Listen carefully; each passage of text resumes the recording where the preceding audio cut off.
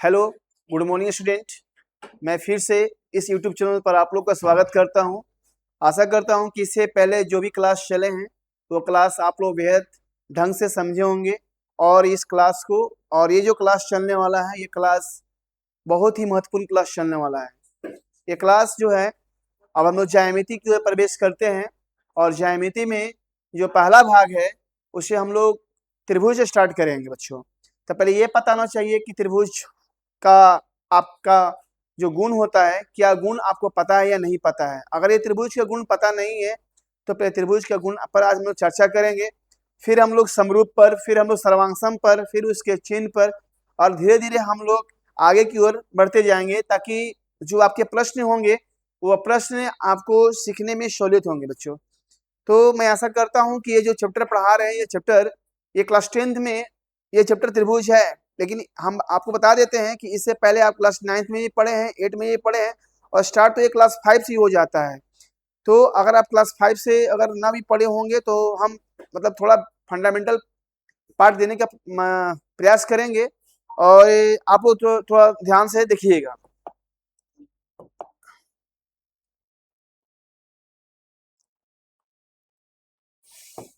तो बच्चों पहले ये जो हमारे पास जो है ये एक त्रिभुज है, ठीक है। क्या है? त्रिभुज है। त्रिभुज जो होता है इसका अगर परिभाषा देखा जाए, त्रिभुज जो होता है वो 3 भुजाओं से घिरे हुए क्षेत्र होते हैं, यानी area bounded by 3 line segment is called the triangle, ठीक है। मतलब अब हम पूछा जाए कि ये जो आप देख रहे हैं इसी को हम बोलते हैं त्रिभुज। तो त्रिभुज में ये जो पहला ये जो देख रहे हैं ये जो हम जैसे ये कलर कर रहे हैं, ये जो कर रहे हैं इसे बोलते हैं कॉर्नर। क्या बोलते हैं? कॉर्नर या वर्टेक्स बोलते हैं, या कॉर्नर हम नहीं बोलेंगे, वर्टेक्स ही बोलेंगे। मतलब ये बोलेंगे जहां पर दो रेखाखंड आपस में कटते हैं और जो कटान बिंदु होती है उसी को हम लोग क्या बोलते हैं? शीर्ष बोलते हैं। तो बच्चों इसमें जो शीर्ष होंगे, ये शीर्ष जो होंगे आपका 3 शीर्ष होंगे। कितना शीर्ष होंगे बच्चों? 3 शीर्ष होंगे, ए बी एंड क्या होंगे? से। अगर हम कोण की बात करें बच्चों, तो कोण की बात करें तो आपके पास कोण एक ये हो गया, कोण एक ये हो गया, और एक कोण क्या हो गया? ये हो गया। तो आपको यहाँ पर 3 प्रकार के कोण दिखेंगे, कोण ए, कोण बी और कोण क्या दिखेंगे? सी। और इसके बाद हम अगर ये देखें भुजा, क्या देखें हम? भुजा। तो यहाँ से भुजा जो है वो क्या है? A B. क्या है? A B. फिर इसके बाद क्या करें हम? यहाँ से बी सी, और इसके बाद हम क्या करें? सी ए। तो बच्चों पहले अभी हम जो बात किए हम त्रिभुज पर बात किए हैं कि त्रिभुज में क्या क्या होता है, और त्रिभुज में हमने जो बात किया आप यहाँ पर देख रहे होंगे कि एक यही त्रिभुज नहीं है। त्रिभुज के अभी हम लोग पढ़ेंगे पार्ट्स ऑफ ट्रायंगल, जिसमें हम त्रिभुज को 2 भाग में बांट कर पढ़ेंगे। पहला एक भाग जो है वो भुजा पर आधारित होंगे, एक जो भाग होंगे एक कोण पर आधारित होंगे, यानी कि बेसिस ऑफ 2 बेस होंगे, जिसमें से फर्स्ट बेस होंगे साइड के आधार और दूसरा जो होगा एंगल पे होंगे, ठीक है। तो बच्चों पहले हम ये बता देते हैं, पहले ये जो त्रिभुज है ये त्रिभुज आपको ध्यान समझना पड़ेगा। और ये जो चैप्टर त्रिभुज है आप लोग को लग रहा हो कि बहुत आसान चैप्टर है, लेकिन आसान चैप्टर नहीं है, क्योंकि इसमें जितना भी प्रमेय आने वाले हैं, चाहे थेल्स का प्रमेय हो, चाहे थेल्स का उपप्रमेय हो, चाहे वो समरूपता पर वो प्रमेय हो, चाहे वो पाइथागोरस का प्रमेय हो, चाहे पाइथागोरस का विलोम हो, अभी हम जो एक एक पार्ट देखेंगे वो थोड़ा बहुत गहनता से देखेंगे बच्चों। तो हमने भी चर्चा किया कि आपके पास एक त्रिभुज है, त्रिभुज ए बी सी, ठीक है।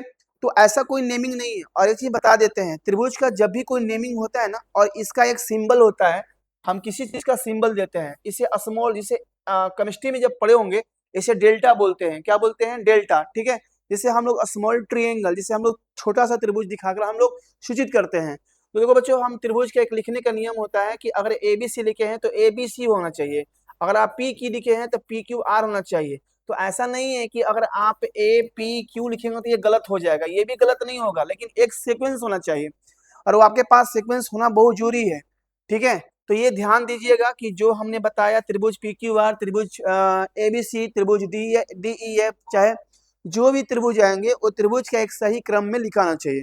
तो बच्चों अब हम आगे की स्लाइड की ओर चलते हैं, आगे की ओर आगे की स्लाइड की ओर चलते हैं। ये स्लाइड हम लोग जरा ध्यान से समझेंगे। ये स्लाइड क्या है कि इसमें आपका 2 त्रिभुज होंगे, और ये जो त्रिभुज होंगे पहले हम देखेंगे त्रिभुज के 2 पार्ट हम लोग देखेंगे। पहला हम देखेते हैं, अच्छा एक प्रश्न ये है कि त्रिभुज के कितने अंग होते हैं?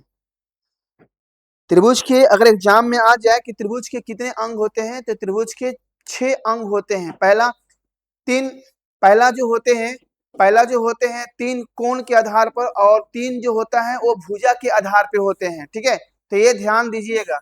तो अभी हम जो बता रहे हैं ये त्रिभुज के जो हैं वो 3 कोण के आधार पर होंगे और 3 जो होंगे वो भुजा के आधार पर होंगे।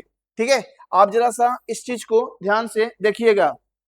और एक चीज, ठीक है, तो एक चीज है यहाँ पर होगा, एक चीज है यहाँ भुजा पर आधारित त्रिभुज। ठीक है, और एक जो होगा एक कोण पर आधारित त्रिभुज होंगे। ठीक है, थोड़ा सा हम चर्चा कर लेते हैं। ये त्रिभुज हो गया, मैंने त्रिभुज को 2 भाग में बांट दिया। ठीक है, इस त्रिभुज को 2 भाग में बांट दिया। पहला भुजा पर आधारित प्रश्न और एक हो गया कोण पर आधारित। तो अगर हम भुजा पर बात करते हैं, तो भुजा पर 3 त्रिभुज आपको दिखाई देंगे। पहला अगर त्रिभुज दिखाई देता है जिसे हम लोग बोलते हैं समबाहु त्रिभुज। क्या बोलते हैं? समबाहु त्रिभुज। समबाहु। अगर हम दूसरा बात करते हैं, ये क्या होंगे? विषम बाहु। क्या होंगे? विषम बाहु। ठीक है, और उसके बाद क्या होंगे? समद्वि बाहु। क्या होंगे? समद्वि बाहु। अब इस चीज को जरा सा हम ध्यान से देखेंगे। एक होता है समबाहु, दूसरा होता है विषम बाहु, और दूसरा जो थर्ड होते हैं वो क्या होते हैं? समबाहु। तो समबाहु में क्या होता है इसकी चर्चा करेंगे, और विषम बाहु क्या होते हैं इसकी चर्चा करेंगे, और उसके बाद समद्वि बाहु क्या होते हैं इस पर चर्चा करेंगे बच्चों। तो समबाहु त्रिभुज क्या होता है? सम जो होते हैं मतलब इक्वल। ठीक है, जिसमें एक ऐसा त्रिभुज जिसकी सभी भुजाएं आपस में बराबर होगी बच्चों। क्योंकि हमने भुजा पर बात किया है तो भुजा पर ही बात करेंगे, जब हम कोण पर चर्चा करेंगे तो कोण पर होगा।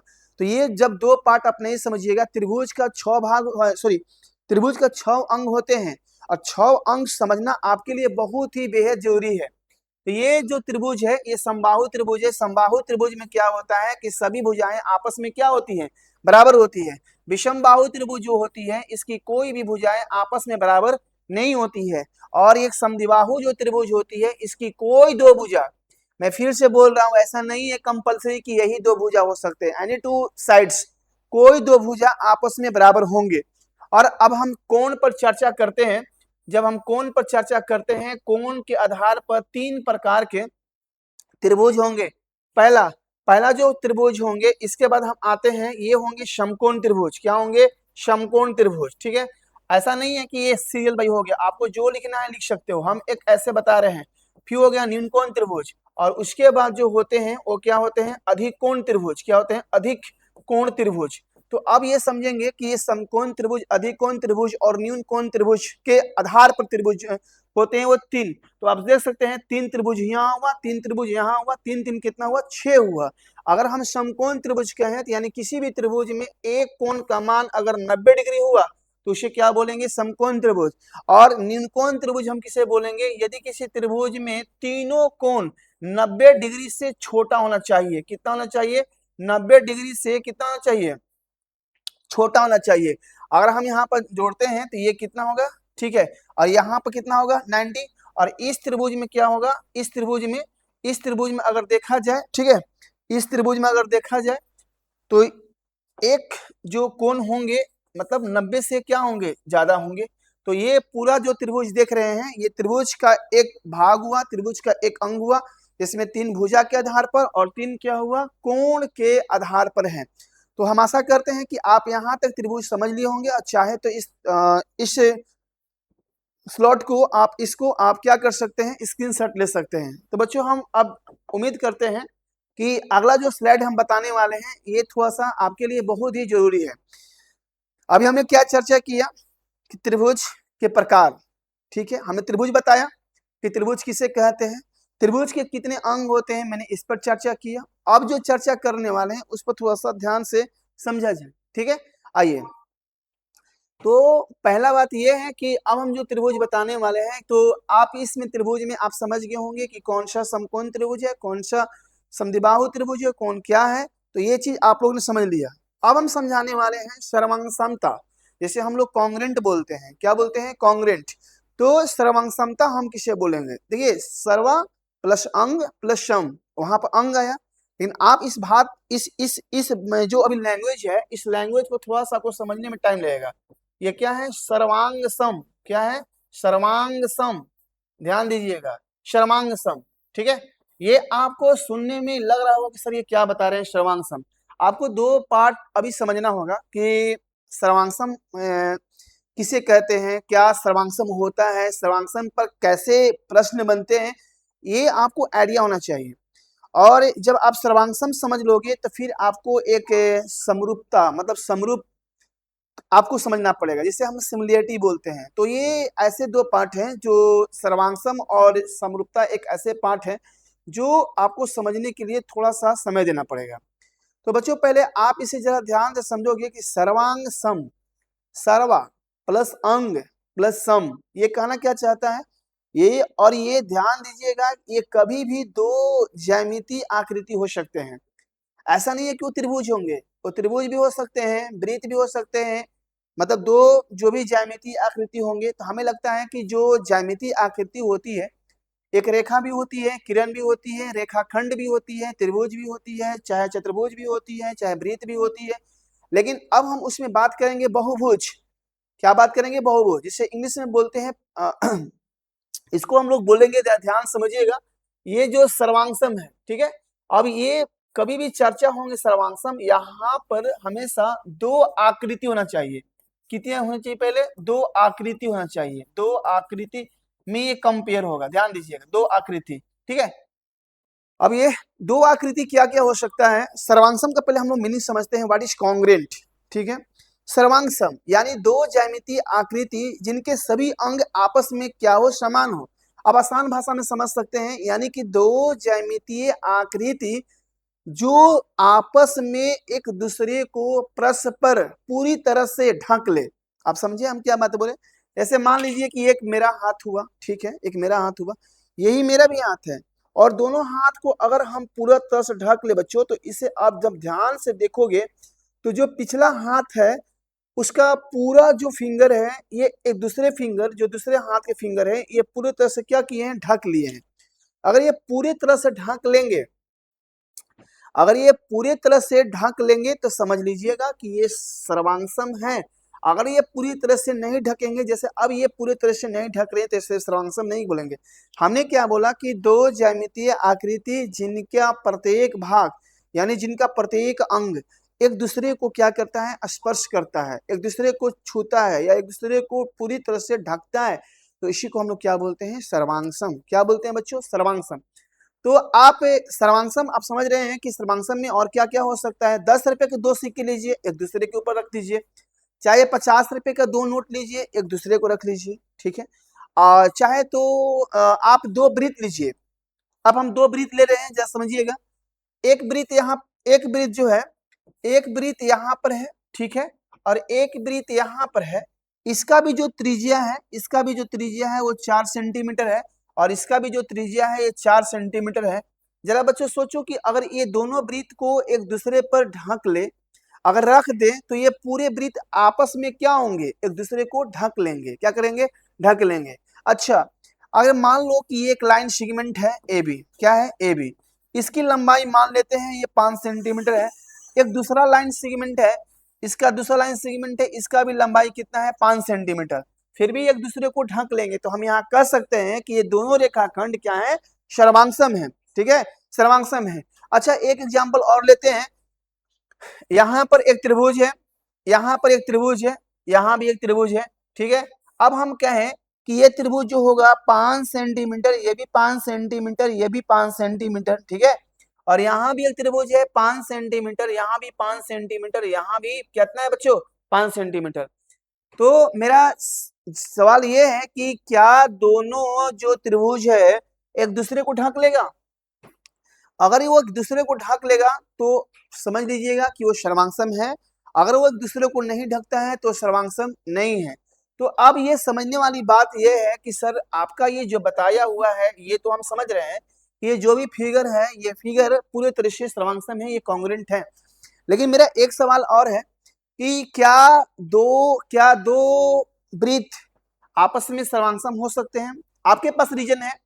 अगर उन दोनों वृत्तों का बच्चों अगर त्रिज्या बराबर होंगे तब सर्वांगसम होंगे, अगर वो त्रिज्या बराबर नहीं होंगे तो सर्वांगसम नहीं होंगे।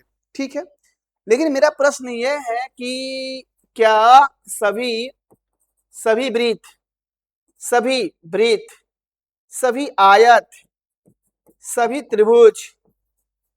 त्रिभुज और आगे कुछ भी हो सकते हैं एंड सो ऑन। तो देखो बच्चों, मैं बता देता हूं, दुनिया में क्या सभी वृत्त सर्वांगसम होंगे? आपका जवाब अगर एग्जाम में आ जाए, क्या सभी वृत्त सर्वांगसम होते हैं, हाँ या ना, तो आपका जवाब आएगा, आप सोचोगे कि सर वृत्त छोटा भी होता है, वृत्त बड़ा भी होता है, तो क्या हम सर्वांगसम में रखेंगे? यही चीज हम समझाने के लिए एक अलग से एग्जाम्पल लिया, जहां सभी वर्ड आ जाएंगे, जहां पर सभी वर्ड आ जाएंगे, याद कीजिएगा, जहां भी सभी वर्ड आ जाएंगे तो समझ लीजिएगा कि हाँ वो सर्वांगसम क्या है, सर्वांगसम है। अगर वो सभी नहीं आएंगे, अगर वो सभी नहीं आएंगे तो फिर क्वेश्चन आपके दिमाग में क्रिएट होगा कि वो फिर प्रश्न कैसे बनेगा, क्या सभी आयत सर्वांगसम है, क्या सभी त्रिभुज सर्वांगसम है? अच्छा ये बताइए, हमारे पास एक वृत्त ये भी है, एक वृत्त ये भी है, एक वृत्त ये भी है और एक वृत्त ये भी है, और ठीक है, और एक वृत्त ये भी है, तो आपके पास 4 वृत्त है, क्या चारों वृत्त सर्वांगसम होंगे? नहीं होंगे। उसके पीछे रीजन क्या है बता रहे हैं।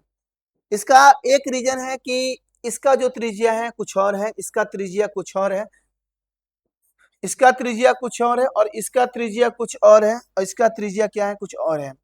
तो सबका त्रिज्या जब अलग अलग होंगे तब उस केस में कभी भी सर्वांगसम नहीं होंगे बच्चों, ठीक है। अच्छा ये बताइए, एक 10 रुपए का सिक्का और एक 5 रुपए का सिक्का क्या एक दूसरे को ढक लेगा? तो आप कहिएगा कि नहीं, वो नहीं ढकेगा। अगर वो पूरी तरह से नहीं ढकता है तो आपको इतना यथार्थ बता देते हैं कि वो सर्वांगसम कभी हो नहीं सकता है।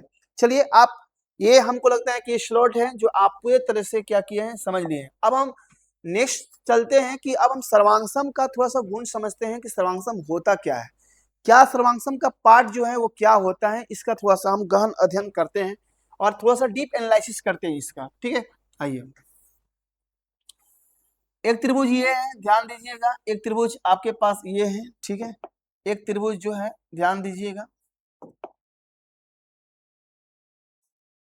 और ठीक है, और हमारे पास एक कलर में और चुन लेता हूं, ठीक है, ध्यान देना। और एक त्रिभुज हमारा ये है, हमारे पास 2 प्रकार के त्रिभुज है, 2 प्रकार के त्रिभुज है बच्चों। पहले ये हम समझ लेते हैं, जो हमारा सर्वांगसम होता है, जो हमारा सर्वांगसम होगा, ये जो आप साइन देख रहे हो, ये जो साइन देख रहे हो, इसी को हम लोग सर्वांगसम का चिन्ह कहते हैं, इसी का हम लोग क्या बोलते हैं, सर्वांगसम का चिन्ह बोलते हैं, ठीक है। तो पहले हम ये समझते हैं कि हमारे पास 2 त्रिभुज है, एक त्रिभुज जो है, ध्यान दीजिएगा, एक त्रिभुज है एबीसी, क्या है बच्चों, एबीसी, क्या है, ए बी और क्या है, सी, और जो दूसरा त्रिभुज है वो क्या है, डी, क्या है, ई, क्या है, डी, और एक क्या है, ई, और एक क्या है, एफ। हमने त्रिभुज, जब हमारा चैप्टर त्रिभुज है तो हम त्रिभुज पर थोड़ा सा ध्यान देंगे, स्क्रीन निकल ना, पूरा स्क्रीन, तो पूरा हम ये त्रिभुज पर ध्यान देंगे। तो हमारा जो त्रिभुज है, ये 2 त्रिभुज है। अब ये चर्चा का विषय ये बना हुआ है कि सर्वांगसम है तो क्या ये दोनों आपस में ओवरलैप करेगा? ये बेशक ये आपस में बच्चे ओवरलैप करेगा। मैंने एक कंडीशन बताया ना कि ये जहां भी सिंबल आ जाएगा आप समझिएगा कि वो सर्वांगसम है। तो हम एक छोटा सा आपके सामने एक त्रिभुज का हम ये छोटा सा फॉर्म लिख देते हैं कि ये त्रिभुज है कौन सा, ए बी और क्या, सी, और ये दोनों त्रिभुज आपस में क्या है, सर्वांगसम है, क्या है, सर्वांगसम है। एक त्रिभुज क्या है, ध्यान दीजिएगा, क्या है, डी ई और क्या है, एफ, डी ई क्या है, एफ। तो एक त्रिभुज हो गया एबीसी और एक त्रिभुज क्या हो गया, डी ई एफ, ठीक है। अब हम इस बात को जरा सा समझेंगे, हम जरा बात को समझेंगे कि अब हम जो सर्वांगसम पढ़ा रहे हैं, आपको पहले से पता है कि ये दोनों त्रिभुज सर्वांगसम है, कैसे पता चला, ये सिंबल से पता चला कि ये दोनों त्रिभुज क्या है, सर्वांगसम है। बच्चों मैंने फिर से बताया, क्रम में लिखा होना जरूरी है, क्योंकि आपके पास हर क्वेश्चन में फिगर नहीं बना होगा। आप जब त्रिभुज का जब प्रश्न बनाओगे या मैं भी बताऊंगा तो आप वहां पर एक चीज नोट करना, ध्यान से देखना कि वहां पर हर प्रश्न में फिगर नहीं बना होता है, ठीक है, हर प्रश्न में फिगर नहीं बना होता है, तो उसमें थोड़ा सा आपको एक समय देना पड़ेगा, तो ये चीज थोड़ा सा आप लोग ध्यान दीजिएगा, ठीक है।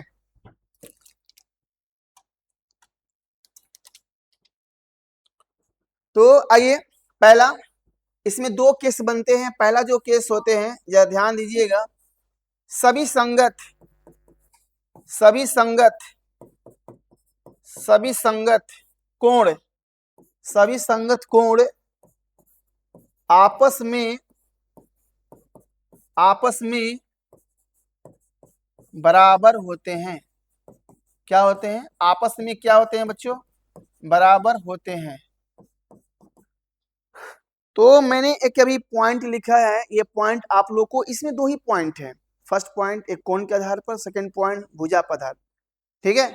तो आपको ये बात है, आपके दिमाग में चल रहा होगा सर आप इतना ये चीज जो बता रहे हैं इसका काम कहाँ है बच्चों?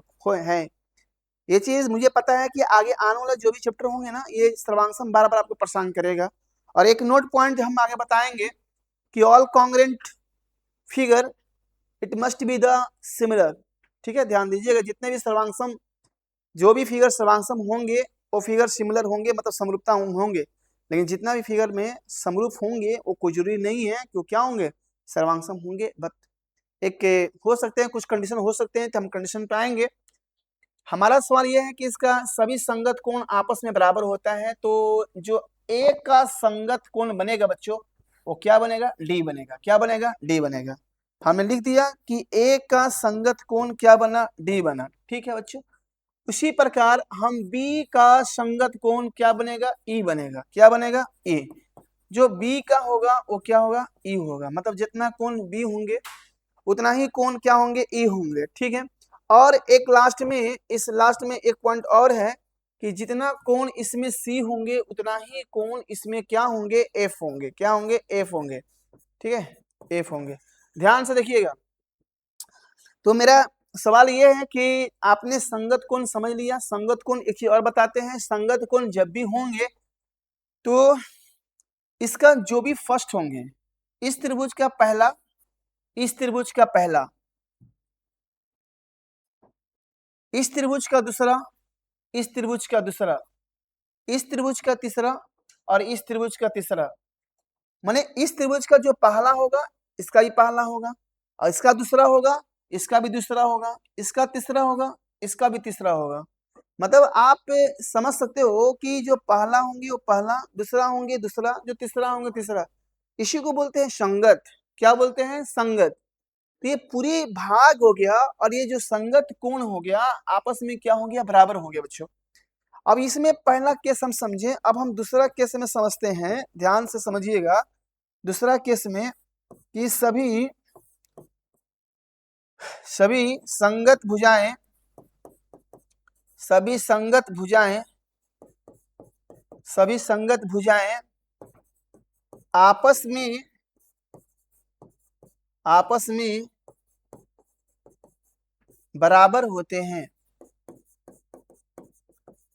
तो आपके दिमाग में ये चीज चल रहा होगा कि सर संगत कोण तो हम समझ गए कि ए का संगत डी, बी का संगत ई और सी का संगत एफ। तो इसी प्रकार बच्चों अभी हम ये समझेंगे कि संगत भुजा। क्या समझेंगे? संगत भुजा। तो संगत भुजा में जब हम आएंगे तो संगत भुजा पहले ये समझना पड़ेगा, मैंने क्या कहा कि हर समय आपको फिगर नहीं देंगे और फिगर पर हमको उतना जोर भी नहीं देना है। हमें जो क्वेश्चन में लिखा है कि ये त्रिभुज जो लिखा है, जरा सा आप समझिएगा, जो ये लिखा है कि त्रिभुज ए बी सी, और एक त्रिभुज जो लिखा है डी ई एफ, एक त्रिभुज जो लिखा है डी ई एफ, ठीक है। तो इसी पर आपको थोड़ा सा फोकस करना है कि अभी हम जो बताए हैं इस पर थोड़ा सा आपको फोकस करना है। ये सभी संगत भुजाएं आपस में बराबर होती है, तो हम अगर बात करें कि ए बी का संगत जो भुजा होंगे डी ई होगा, तो आप ये भी तो कर सकते हो ना कि इसका सर ए बी, इसका डी ई, इसी को बोलते हैं बेटा संगत क्या? भुजा। क्या बोलते हैं? संगत भुजा। और आप समझो कि जो संगत कोण होते हैं और संगत भुजाएं होते हैं, और संगत कोण और संगत भुजाएं जब बेटा आपस में बराबर हो जाएंगे तो वो दोनों त्रिभुज आपस में क्या हो जाएंगे, सर्वांग सम। क्यों कि जब भुजा और कोण बराबर हो गया तो आपस में पूरी तरह से एक दूसरे को क्या कर लेंगे, ढक लेंगे। और मुझे ये लिखना आना चाहिए, और जब तक आपको ये लिखने नहीं आता है तब तक आप पूरी तरह से ज्यामिति को आप हैंडल नहीं कर पाएंगे। आप सोचो कि हम डायरेक्ट लिख के ये क्वेश्चन को सोल्व कर लें, क्वेश्चन तो कर लेना अलग बात होता है, एक कॉन्सेप्ट के साथ क्वेश्चन को सोल्व करना उसका बात अलग होता है। तो बच्चों इसी चीज को हम थोड़ा सा धीरे धीरे आसान तरीके से बता रहे हैं ताकि आने वाले जो चैप्टर हैं आपके लिए बहुत ही आसान बन जाए। तो ये हमने क्या लिखा, ए बी का क्या लिखा, डी। तो हमने क्या लिखा, जितना ए बी था उतना क्या लिखा, डी लिखा। अब हम नेक्स्ट चलते हैं बी सी। याद करना चाहिए, क्रम नहीं टूटना चाहिए, जो हमारा सीक्वेंस है वो सीक्वेंस नहीं टूटना चाहिए, सीक्वेंस बरकरार होना चाहिए। तो अभी हमने क्या बोला, जब हम ए से बी गए तो बी से कहाँ जाएंगे बेटा, सी जाएंगे। तो बी से कहाँ गया, सी। तो अब हम क्या लिखेंगे, बी सी, क्या लिखेंगे, बी सी। और यहाँ जब डी से ई आया था तो ई से कहाँ जाएंगे, एफ। तो ई से कहाँ जाएंगे हम लोग, एफ जाएंगे। मतलब हम सिंबल भी दे दे रहे हैं ताकि आप सिंबल से आसानी से मतलब पहचान लोगे, ठीक है। जरा सा आप ध्यान दोगे, और एक लास्ट है और एक इसमें लास्ट है, ये दो चीज हमें, मुझे पता है ये आप जो है ना इसको ठीक ढंग से नहीं पढ़े क्लास 9th में, इसीलिए मुझे इतना मेहनत करना पड़ा। यहाँ एसी हो गया, यहाँ एसी नहीं, सॉरी एसी नहीं होगा, यहाँ पर क्या लिखेंगे हम लोग, सी ए। क्या लिखेंगे हम लोग, सी ए। क्योंकि आपको ध्यान देना चाहिए, इसका क्रम जब भी लिखते हैं या तो क्लॉकवाइज लिखते हैं या तो एंटी क्लॉकवाइज। जब हमने यहाँ से लिखना शुरू किया तो ऐसे घूमेंगे, और फिर अगर इसमें अगर हम ऐसे घूम रहे हैं तो इसमें भी हम ऐसे घूमेंगे, और इसमें हम एंटी क्लॉकवाइज घूम रहे हैं बच्चा तो इसमें भी एंटी क्लॉकवाइज घूमेंगे। और ये घूमने का क्रम आपका ज्यामिति में सही होना चाहिए ताकि हम जो लिखते हैं वो लिखने का तरीका हमारा 100% क्या होना चाहिए, सही होना चाहिए। तो अभी हमने क्या एनालिसिस किया कि ए से बी लिखा, बी से सी लिखा, अब सी से क्या लिखेंगे, ए लिखा। अब हम सी से क्या लिखेंगे, ए लिखेंगे। उसी प्रकार बच्चा एफ से क्या लिखेंगे, डी लिखेंगे। तो ये आप ध्यान देना, आप थोड़ा सा ध्यान देना कि हम जो बताने वाले हैं वो क्या चीज अभी तक आपने क्या समझा। सर्वांग सम, ये छोटा सा नाम है, सर्वांग सम। अंग, अंग मतलब इसका कितना अंग होता है, 6 अंग होता है, जिसमें से मैंने स्टार्टिंग में बताया 3 कोण और 3 क्या, भुजा। आप देख रहे होंगे यहाँ भी 3 कोण है और यहाँ भी क्या है, 3 भुजा। और ये 3 कोण और 3 भुजा, यही संगत कोण और संगत भुजा है। अगर एग्जाम में पूछता है कि what is the difference between, मतलब पूछता है कि सर्वांगसम और समरूप में क्या अंतर है, लिखे 2 नंबर में, तो आपको यही लिखना पड़ेगा। आप सर्वांगसम का लिख दो और समरूप का लिख दो, और दोनों में अंतर खुद ब खुद क्या हो जाएंगे बच्चे, दिख जाएंगे। हम आशा और विश्वास करते हैं कि अभी हमने जो सर्वांगसम बताया और समरूप बताया, चाहे तो आप इसका स्क्रीनशॉट ले सकते हैं, आप इसको आराम से देख सकते हैं। तो बच्चों इसमें कोई दिक्कत नहीं होने वाला है। तो हम इस पर क्या करते हैं, एक एग्जाम्पल को लेते हैं। हम अभी देखते हैं कि क्या आपसे एक प्रश्न पूछते हैं, और ये प्रश्न में आपको देखना होगा कि हमने जो ये बताया क्या आपने समझा या नहीं समझा। इस देखिए, कॉन्सेप्ट आपको मतलब ये नहीं तय करेगा कि आपने क्या सीखा, कॉन्सेप्ट पर जो आधारित प्रश्न होंगे वो आपको तय करेंगे कि आपने क्या सीखा। तो अभी हम जो बताते हैं इसको जरा ध्यान से देखिएगा, और ये पूरा स्क्रीन आप लोग चाहे तो इसका स्क्रीनशॉट ले सकते हैं, ये बहुत ही मतलब महत्वपूर्ण टॉपिक है। अब अब हम चलते हैं नेक्स्ट क्वेश्चन की ओर, सर्वांगसम। आपको बताना है कि नीचे दिए गए आकृति सर्वांगसम है या नहीं है, है या नहीं है, ठीक है, बताना है आपको। पहला, ये जो पहला प्रश्न है जरा सा ध्यान आप दीजिएगा कि एक ब्रीथ है, 2 ब्रीथ है, एक ब्रीथ ये हो गया, ठीक है, और एक ब्रीथ ये हो गया, ठीक है। इसका भी जो त्रिज्या है वो 5 सेंटीमीटर है, इसका भी त्रिज्या जो है वो 5 सेंटीमीटर है। दूसरा क्वेश्चन हमारा ये रहा, दूसरा क्वेश्चन हमारा ये रहा, एक वर्ग रहा, क्या रहा, वर्ग, वर्ग रहा, ये भी एक वर्ग रहा, ठीक है। इसका भी प्रत्येक जो भुजा है 8 सेंटीमीटर है, इसका भी प्रत्येक भुजा कितना है, 8 सेंटीमीटर है, ठीक है ना। अब चलो भाई, अब हम तीसरा प्रश्न में आते हैं, जरा देखते हैं। एक त्रिभुज हुआ, क्या हुआ, त्रिभुज हुआ। ये त्रिभुज हुआ, ये समबाहु त्रिभुज नहीं है, मैं एक सिंपल त्रिभुज देता हूं, ठीक है, ताकि आप लोग को आसानी से समझ में आए। ये रहा 80 सेंटीमीटर, ये रहा 80 डिग्री रहा, ये रहा ठीक है। तो और ये रहा 50 डिग्री रहा, ठीक है। ये भी रहा 80 डिग्री रहा, ये भी रहा 50 डिग्री रहा, और ये भी रहा 50 डिग्री रहा, ठीक है। तो अब हमारा सवाल ये है कि अब एक चौथा क्वेश्चन और लेते हैं कि एक त्रिभुज हुआ, क्या हुआ, त्रिभुज, ठीक है। ये भी एक त्रिभुज है। हम प्रश्न खुद से ले रहे हैं ताकि हम आपको बेहद ढंग से समझा सके बच्चों।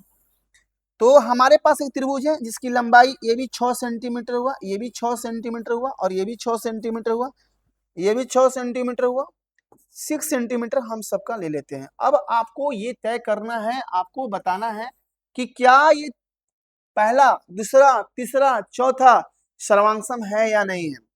अगर आप इसका जवाब दे देते हैं तो मुझे पूरा विश्वास होगा कि आपने इस टॉपिक को बहुत ही बेहद ढंग से आपने क्या किया है, समझा है। समझ रहे हैं हम क्या बात बोल रहे हैं। हमारा ये पहला प्रश्न है, 2 वृत्त दिया है, दूसरा प्रश्न है हमने वर्ग दिया है, तीसरा ये है हमने एक त्रिभुज दिया है जिसे हम समद्विबाहु त्रिभुज भी कह सकते हैं, यानी कि वे त्रिभुज जिसके 2 कोण आपस में बराबर होते हैं बच्चों।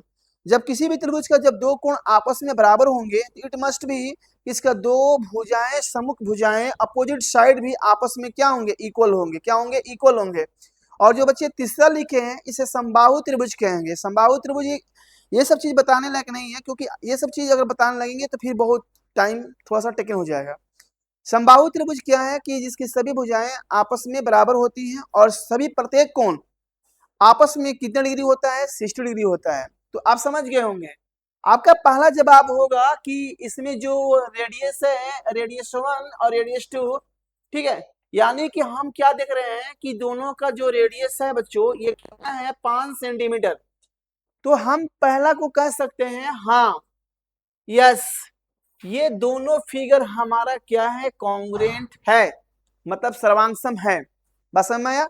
तो हम दोनों फिगर को सर्वांगसम कहेंगे इसलिए क्योंकि दोनों वृत्त का त्रिज्याएं आपस में बराबर है। जब दोनों वृत्त का त्रिज्याएं आपस में बराबर होंगे तो आपको तो इतना जानकारी होना चाहिए, अभी जैसे भी 3 स्लेट पढ़ाया है, जब माप बराबर हो गए तो दोनों फिगर अपने आप खुद एक दूसरे को क्या कर लेंगे, ढक लेंगे। जब ढक लिया तो सर्वांगसम हुआ। तो अब पहला है yes, this is the congruent. अब हम सेकंड चलते हैं कि ये एक स्क्वायर है, क्या है, स्क्वायर है। तो स्क्वायर में अगर हम देखते हैं, ये फर्स्ट स्क्वायर मान लेते हैं, फर्स्ट स्क्वायर, इसे मान लेते हैं सेकंड स्क्वायर। आपने क्या देखा कि इस वर्ग का भी जो भुजाएं हैं, प्रत्येक भुजाएं, अब हम एक भुजा लिखें या सभी भुजा लिखें, वर्ग तो वर्ग है क्योंकि वर्ग में सभी भुजाएं आपस में क्या होती हैं बच्चे, बराबर होती हैं। और ये दूसरा वर्ग है जिसकी प्रत्येक भुजा आपस में बराबर होती है। इसका भी भुजा 8 सेंटीमीटर, इसका भी भुजा 8 सेंटीमीटर, और इसका प्रत्येक कोण पता है ना कितना होता है, 90 डिग्री होता है। तो आप इतना समझ लो कि दो भुजाएं या सभी भुजाएं या एक भुजा अगर वृत्त वर्ग का बराबर हुआ, सभी भुजाएं आपस में बराबर हो जाएंगे, तो ये दोनों जो वर्ग होंगे बच्चे वो क्या होंगे, सर्वांगसम होंगे। अब इसके पीछे रीजन है, दोनों का माप बराबर है, दोनों का आकार बराबर है, बात समझ रहे हैं, आकार भी एक जैसा है और माप भी एक जैसा है, तब सर्वांगसम होंगे। आकार एक जैसा है लेकिन माप एक जैसा नहीं है तो सर्वांगसम नहीं होंगे। इस बात को ध्यान दीजिएगा आप लोग, ठीक है। अब हम तीसरा चलते हैं, लिखेंगे यस, इसमें भी लिखेंगे यस या हाँ लिख सकते हैं, हाँ हाँ सर्वांगसम है, या मैंने एक साइन भी दे दिया है। अब ये तीसरा जो प्रश्न है, एक त्रिभुज है और त्रिभुज में कह रहा है कि ये बताइए सर्वांगसम है कि नहीं। आप लोग जरा इस फिगर को जरा ध्यान से समझिए, देखिएगा, आपको लगेगा कि सर ये प्रश्न जो है इसका प्रत्येक दो, इसमें भी 2 कोण बराबर है, इसमें भी 2 कोण बराबर है, इसमें बराबर नहीं है, तो क्या ये सर्वांगसम होगा कि नहीं होगा, ये क्वेश्चन आप सोचो कि सर्वांगसम है कि नहीं है, ठीक है। आप थोड़ा सा 10 सेकंड तक दिमाग लगाओ कि सर्वांगसम है कि नहीं है, तो आपका जवाब आएगा कि यस सर एक सर्वांगसम है। तो बच्चों मैं बता देता हूं कि सर्वांगसम नहीं है। अब सर्वांगसम होने का दोनों शर्त इंप्लाई होना चाहिए। पहला शर्त ये होता है बच्चा कि इसका सभी संगत कोण यानी all corresponding angle are equal to each other, यानी सभी संगत कोण आपस में बराबर होगा।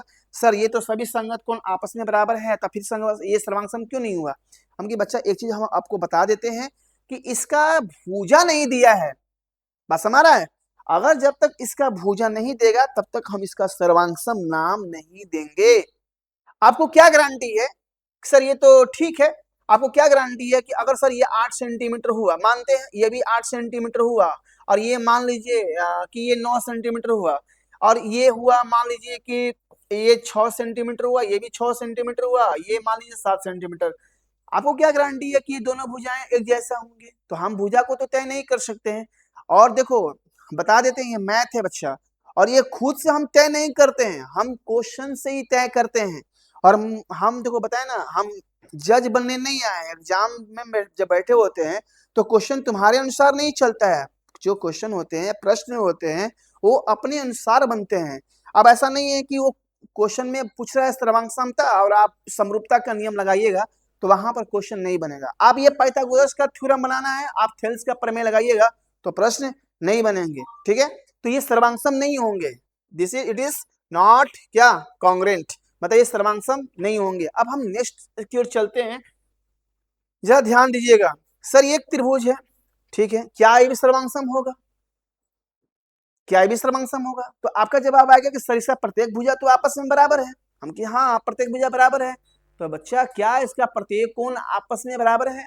तो फिर आप फंसोगे, नहीं सर इसका प्रत्येक संगत कोण आपस में बराबर नहीं। हाँ, ये कब होता, इसमें एक कंडीशन कब होता, जब ये त्रिभुज क्या होता, समबाहु होता। और अगर ये समबाहु नहीं है तो अब ये किसी भी हालात में ये सर्वांगसम नहीं होंगे। तो आप क्या लगता है कि ये सर्वांगसम होगा? क्या लगता है सर्वांगसम होगा? नहीं होगा। क्यों? क्या आपने भुजा को देखकर तय कर लिया? क्या आपने कोण को देखकर तय कर लिया? नहीं सर, इट इज नेसेसरी, एक मतलब ये बहुत ही जरूरी हो जाता है किसी भी दो त्रिभुज को सर्वांगसम होने के लिए कि इसका प्रत्येक संगत कोण और इसका प्रत्येक संगत भुजाएं आपस में क्या होना चाहिए, बराबर होना चाहिए। तो हमने क्या बोला कि आप खुद से जज नहीं करना, हम यहाँ जज बनने के लिए नहीं आए हैं कि अरे सर यहाँ पर तो कोण बराबर था, यहाँ पर तो सर भुजा बराबर था, तो फिर ये क्यों सर्वांगसम नहीं हुआ? नहीं बच्चा, दोनों केस, दोनों कंडीशन, अभी हम थोड़ा सा प्रीवियस की ओर ले चलते हैं। और आप देखिए ये दोनों कंडीशन, ये दोनों फर्स्ट कंडीशन और सेकंड कंडीशन, ये दोनों कंडीशन आपको वेरीफाई होना चाहिए। और जब तक वेरीफाई नहीं होता है तब तक हम प्रश्न को नहीं बना पाते हैं। अच्छा एक बच्चा और है कि मान लीजिए कि एक आपके पास वृत्त है, ठीक है, और एक आपके पास वर्ग है, क्या ये दोनों त्रिभुज सर्वांगसम होंगे? तो सर इसे हम लोग एक अगर देखा जाए, ये तो भाई फिगर हो गया, ये तो भाई आकृति मेथड हो गया। तो सर अगर इसे लिटरेचर या इसे वर्ड में देखा जाए तो क्या दो असमान आकृति, देखिएगा ध्यान से, क्या हमने बोला, असमान दो असमान आकृति, दो समान आकृति, ये दो असमान आकृति है, ठीक है। Non similar figure, similar figure नहीं है, नॉन सिमिलर फिगर। अगर कभी भी नॉन सिमिलर फिगर आपको दिखेगा ज्यामिति में, ठीक है, और मैंने बताया ना कि ज्यामिति एक ऐसा भाग है क्लास 10th का, चाहे ज्यामिति पढ़ो, चाहे त्रिकोणमिति पढ़ो, चाहे वो क्षेत्रमिति पढ़ो, ये बहुत ही हिसाब से पढ़ना पड़ता है। और इसके लिए बच्चा आपको पैसेंस होना चाहिए, आपको समय देना पड़ेगा। आप चाहोगे ना कि आए और ये सर्वांग समता का वीडियो हाई स्किप करके देखते चले गए तो ये समझ में नहीं आएगा, आप अपने आप को कभी संतुष्ट नहीं कर पाओगे। हाँ क्वेश्चन तो बना लोगे, इधर से उधर से बना लोगे, लेकिन अपने आप को संतुष्ट नहीं कर पाओगे, ठीक है। तो याद कीजिएगा यहाँ पर आप जितना भी देख रहे हैं ये सिमिलर आकृति है, मतलब ये एक जैसा फिगर है। और यहाँ पर हमने बोला ये एक जैसा आकृति नहीं है, क्या एक वृत्त और एक वर्ग को आपस में क्या मतलब है, वो अलग बनता है, ये अलग है, ये कभी भी आपस में मैच नहीं करेगा। और छोड़ दो कि कौन बराबर होगा कि नहीं, भुजा बराबर होगा कि नहीं, ये इस टाइप का फिगर एग्जाम में आता है। दो समान आकृति और दो असमान आकृति, याद करना बच्चा कि दो असमान आकृति कभी भी हमारा सर्वांगसम नहीं हो सकता है। तो फिर आपका एक प्रश्न होगा, सर क्या गारंटी है कि दो समान आकृति भी सर्वांगसम होंगे? होंगे तब जब इसका दोनों कंडीशन मतलब क्या, संगत कोण संगत भुजाएं आपस में क्या होंगे, बराबर होंगे। तो देखो क्या अगर हम बोले कि यहां से मेरा जो कॉन्ग्रेंट है, कभी कभी तुम सोचना कि कॉन्ग्रेंट क्या क्या हो सकता है। घर में एक जैसा फैन हो सकता है, 200 रुपया का नोट हो सकता है, और क्या हमारे जैसा अगर दो लोग मिल जाए तो क्या कॉन्ग्रेंट होगा? जुड़वा बच्चा कभी कॉन्ग्रेंट होगा? सोच के बताइए तो थोड़ा तो। जुड़वा जो बच्चा होता है वो कॉन्ग्रेंट हो सकता है क्या? नहीं होगा। ऐसा जरूर कुछ भाग होगा जो दोनों में असमान होगा, और जहां पर असमान हो गया बच्चा वो कभी भी कॉन्ग्रेंट नहीं हो सकता है। तो मैं विश्वास करता हूं और आशा करता हूं कि आज का जो हमारा टॉपिक था वो कॉन्ग्रेंट का था, और कल का जो टॉपिक होगा वो सिमिलर का होगा, और जो नेक्स्ट जो टॉपिक बनेंगे वो दोनों कंबाइंड बनेंगे। और जब तक आप कॉन्ग्रेंट और सिमिलर नहीं समझोगे तो फिर ये चैप्टर मतलब धारा का धारा ही रह जाएगा। और जो फिर आगे प्रमेय आने वाले हैं, थेल्स का प्रमेय आने वाले हैं, है ना, यानी बेसिक प्रोपोर्शनलिटी, यानी कि आधारभूत अनुपातिक प्रमेय भी उसे बोलते हैं। और वो जो प्रमेय आने वाले हैं, ये प्रमेय बहुत ही अच्छा प्रमेय है, और प्रश्न में इस चैप्टर तो ऐसे ही बड़ा चैप्टर है। और बच्चे हम विश्वास करते हैं कि जो आज हमने जो पढ़ाया है ये आप लोग को बहुत ही अच्छा लगा होगा, और हम आशा और विश्वास करते हैं कि आने वाला समय में ये सेशन आपको बहुत ही अच्छा लगा होगा। तो अब हम मिलते हैं अगले सेशन में। आज का सेशन यही समाप्त हुआ। आप लोग अपना ख्याल रखिएगा। Thank you.